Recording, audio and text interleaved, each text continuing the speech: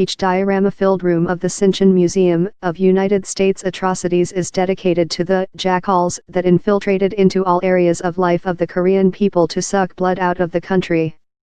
From brainwashing missionaries to the Hitler-esque U.S. troops who, displays claim, slaughtered 35,000 civilians nearby at the start of the 1950-53 Korean War, America is portrayed as craving to exterminate the free people of Korea.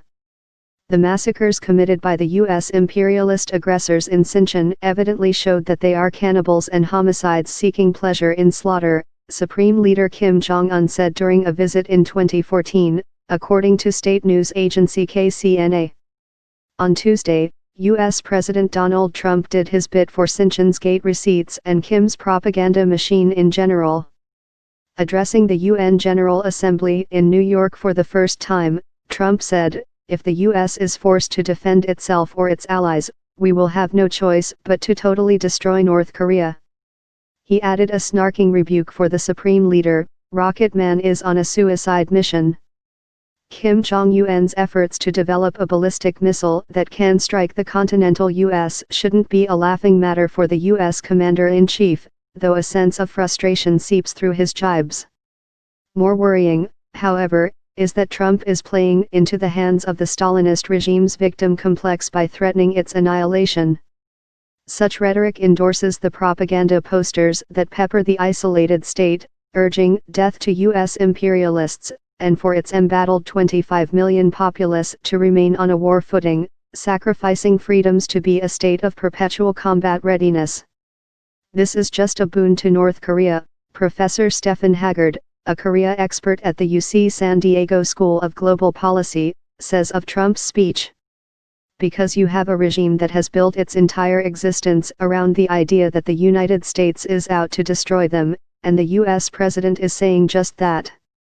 It's a viewpoint shared by China. In an editorial, the state-run China Daily said, "Today's dangerous deadlock has been the result of Pyongyang's and Washington's persistent pursuit of their own interests in disregard of other countries' efforts to persuade the two antagonists to talk."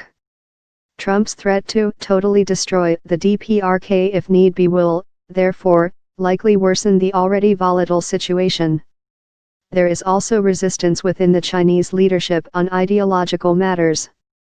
While many consider North Korea's escalating nuclear and missile tests a dangerous provocation, there remain hardliners who believe North Korea is a socialist brother worthy of Beijing's support. While it is hard to gauge all the opinions within the opaque Chinese Communist Party, there are some clues.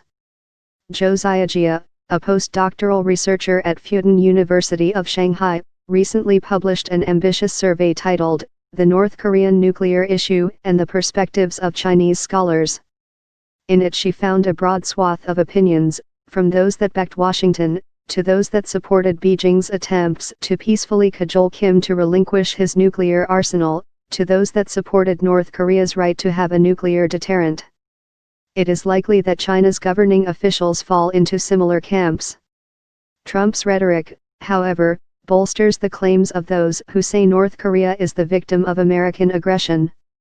Which is exactly the impression Kim wants to inculcate, and why, after his visit in 2014, the young despot ordered a full refurbishment of the Sinchon Museum.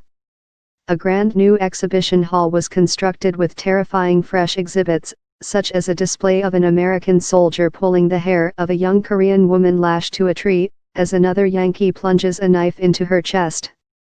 For Kim, threats of total destruction are not concern but a source of succor.